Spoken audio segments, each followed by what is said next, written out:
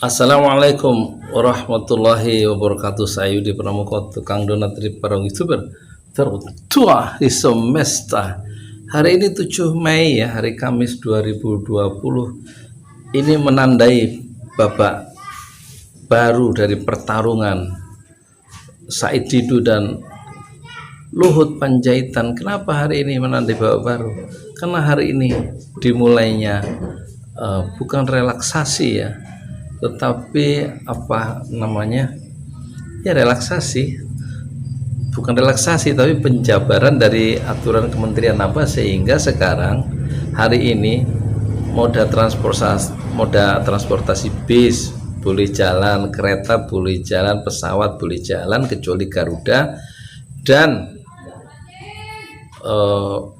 anggota DPR boleh mudik, tapi katanya tidak boleh mudik, boleh ke daerah, ke konstituennya, tapi nggak boleh mudik kecuali hanya untuk menjalankan tugas. Alasan aja.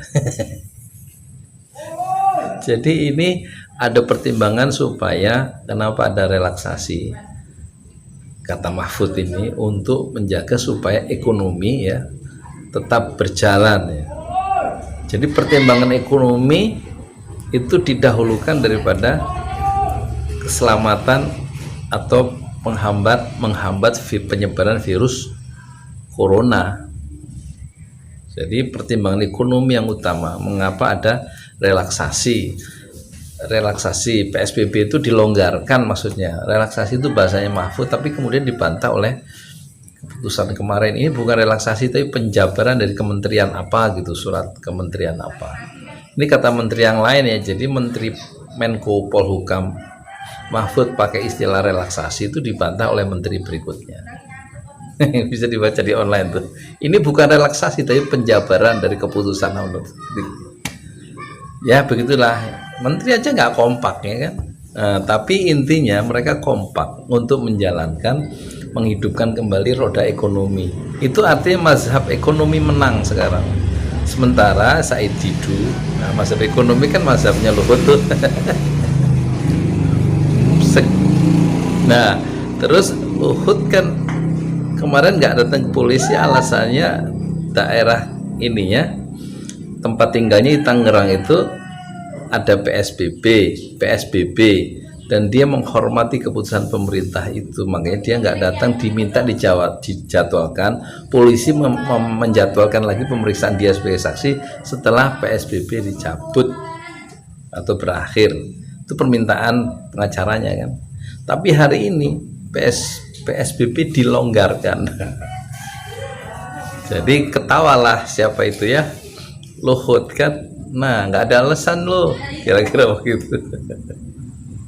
Nanti kalau ada jadwal pemanggilan udah dilonggarin PSBB kan. Nah, padahal di acara ILC semalam Rebu yang saya tonton, dokter tuh menolak rencana adanya pelonggaran PSBB. Kenapa? Jangan sampai kayak Italia nanti yang masuk rumah sakit terinfeksi virus corona itu jauh lebih banyak karena pergerakan tidak diperketat ya, tidak dijaga pembatasan pergerakan manusia itu. Ini belum selesai kok sudah mau dilonggarkan gitu loh. Jadi dokter khawatir tidak bisa melakukan pelayanan maksimal kepada pasien yang akan datang. Seperti di Italia itu banyak yang datang karena melebihi kemampuan dokter itu, tenaga medis yang ada.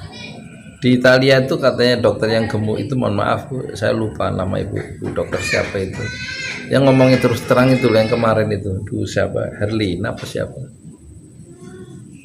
itu, dokter di Italia waktu itu karena kewalahan sampai memilih ini kemungkinan yang hidup masih bisa ditangani dulu, yang kemungkinan resikonya lebih banyak, kemungkinan lebih parah dan meninggal tidak dilayani.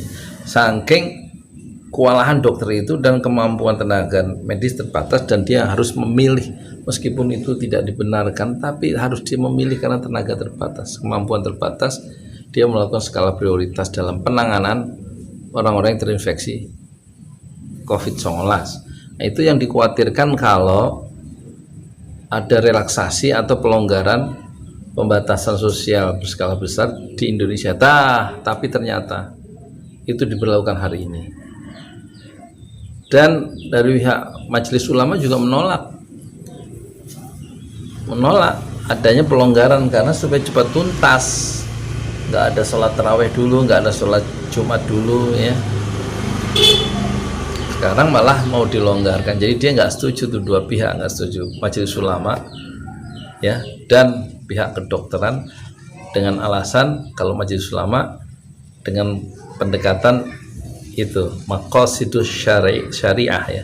Jadi ada 5 tujuan diturunkan syariat Islam. Salah satu tujuan yang pertama adalah hifdzun nafs, jadi menjaga jiwa itu skala prioritas tertinggi.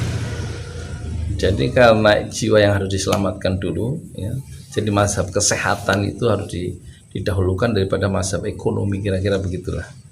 Tetapi pihak Majelis Ulama dan dokter itu harus menghadapi kenyataan hari ini.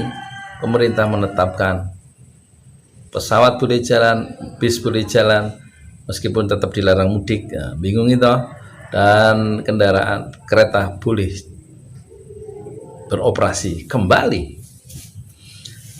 Ini artinya kekalahan pihak dari Said Didu dan kemenangan ya dari Luhut Panjaitan dengan adanya kebijakan baru, yaitu penjabaran dari surat keputusan menteri sebelumnya, yaitu pelonggaran PSBB. Meskipun kemarin baru dimulai tanggal 6 Mei baru dimulai PSBB untuk seluruh wilayah Jawa Barat.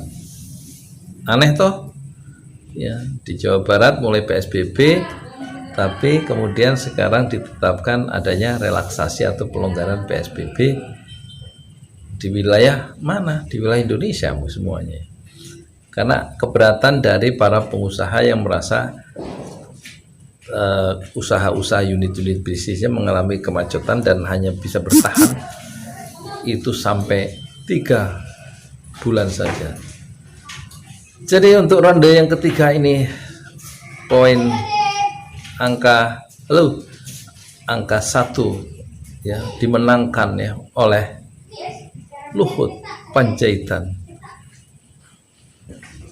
Assalamualaikum warahmatullahi wabarakatuh. Saya Yudi Pramuka, tukang donat dari Parung, YouTuber tertua di semesta. Fasbir sabron jamila, bersabarlah dengan kesabaran yang indah. Assalamualaikum warahmatullahi wabarakatuh.